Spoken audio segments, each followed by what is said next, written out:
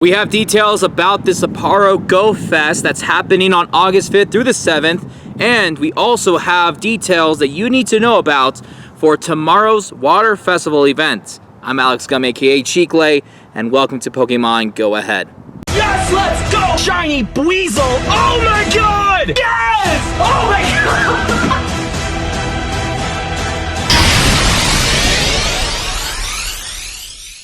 Before we go over everything in today's episode, I realized I didn't cover everything that we did for the last couple of weeks in terms of Mega Evolutions, some Shinies, and some trades. We are going to show off the Mega Kangaskhan clip because we did get a Shiny Mega Kangaskhan after doing so many raids. Then, we did get Shiny Ekans out of random. Then, we did get Mega Latios and Mega Latias in raids, and one of the raids, it was a little bit of a lag, because we had no connection and it was like bad service, but we did get a Shiny Latios out of a Mega Latios raid. And then I didn't record this, but we did hatch a Shiny Alolan Geodude, so you can tell that we're ready for this community day. I'm really excited. I'm really excited. And then we did a special trade with Roche. Shout out to her. She gave us a Shiny Fanfi because I didn't play the silver version during Johto Tour.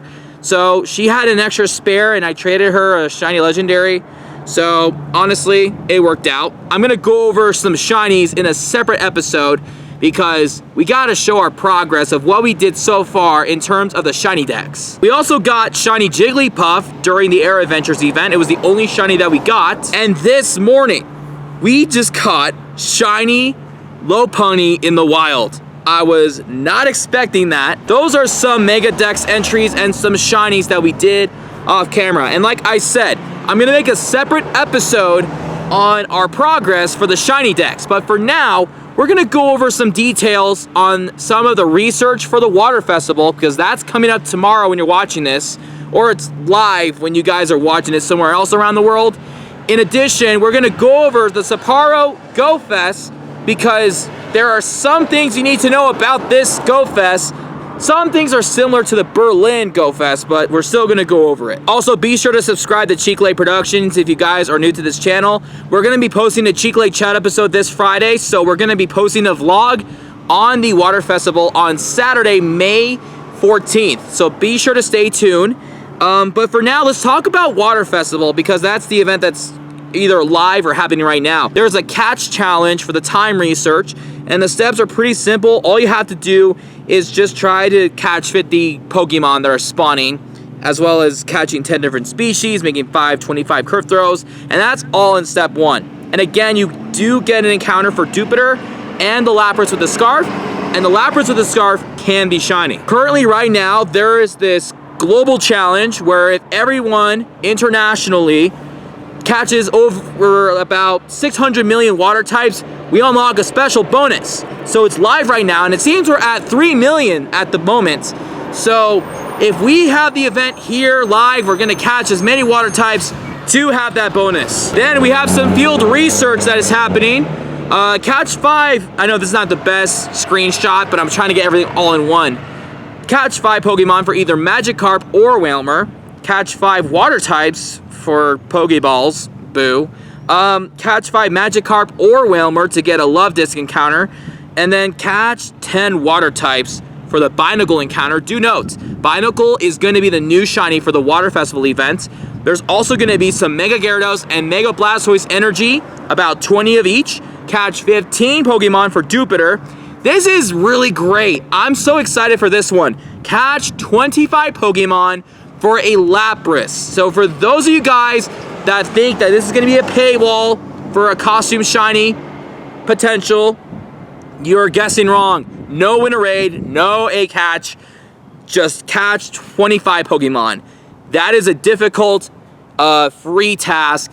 I think they should do this for all of the rare ones instead of just like win a raid or buy 200 coins or something. Then we have a hatch and egg for a Carvana, and then evolve 2 water types for a Marill. And those are the field research tasks for that. Now that we got the details on what is finalized with the time research, the Pony Island research is live. I still am on step 3. I just had to walk around a little more and then I'll clear step 4. So I'm gonna finish that in a separate episode. because I just did off camera because I got too excited. But looking over the field research, it is officially a fire event. We just have to shiny hunt. We just got to get a Tapu Fini raid. I decided not to do any Tapu Fini raids until Water Festival, just so that I could be able to get it for the vlog. Oh wait, one more thing before we talk about the Sapporo Go Fest that's happening.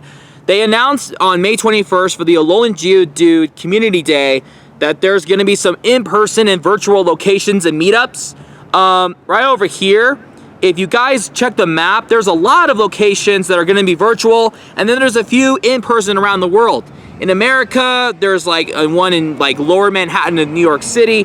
There's one in San Francisco.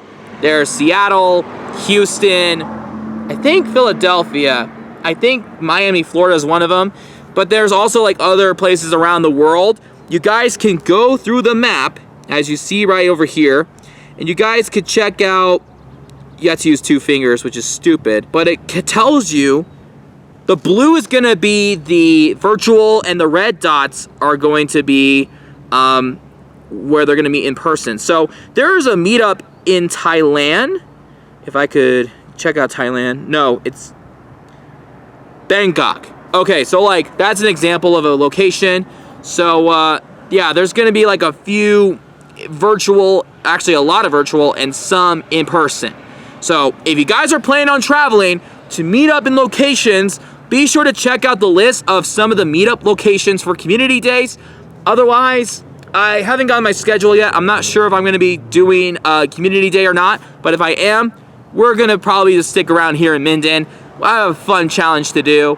I'm going to see if either Becca or Chris are around because it's a 2-person challenge. Now, a couple days ago, they have announced that the Sapporo Go Fest tickets are now on sale. It's really weird how they're announcing this before the Seattle one because it is in between the Berlin Go Fest and the Sapporo, but either way, we're still going to go through most of the stuff. Some of the things are kind of the same with Berlin, so I'm not going to go over some of the stuff, but anyway, I'm just going to point out some differences and highlights.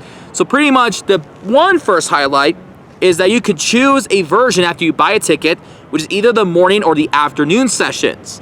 A ticket for the morning session offers the event experience within Nakahima Park from 8 a.m. to 1:30 p.m. and the city event experience from 2:30 to 8 p.m.